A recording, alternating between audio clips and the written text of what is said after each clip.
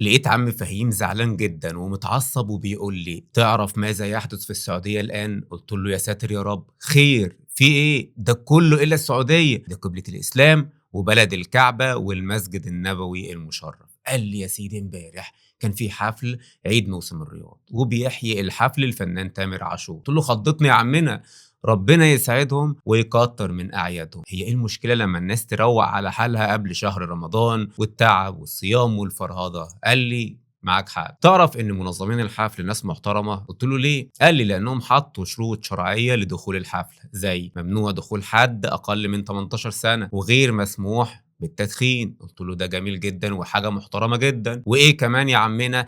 قال لي: ممنوع حد يدخل بملابس داخليه او ملابس نوم او ملابس شفافه او ملابس مشابهه للون الجسم، ولازم ملابس النساء تكون تحت الركبه ومحتشمه وما بتظهرش حاجة لا من الكتف ولا الصدر ولا الكمام، ولا حد يرفع صور أو وشم يخدش الحياة. قلت له: دي حاجة محترمة جدا، بنشكر عليها المنظمين وكمان بنشكر الفنان تامر عاشور. النهاردة دخلت على اليوتيوب أشوف هل الكلام ده والشروط دي اتطبقت وحصلت بالفعل ولا لأ. الحقيقة في الفيديو اللي شفته لقيت مكان الحفلة هايل جدا وبيسوق لمدينة الرياض بشكل كويس، وشوية طلعت مقدمة الحفل اللبنانية في كادر واسع تشكر المستشار تركي آل شيخ، ولابسة فستان مغطي صوابع رجليها مش مغطي الركبة بس. قلت تمام كده، الكلام طلع بجد. ثواني وقطع عليها المخرج والمصور في كادر كروب او كادر ضيق علشان يبين الفستان اللي لابساه،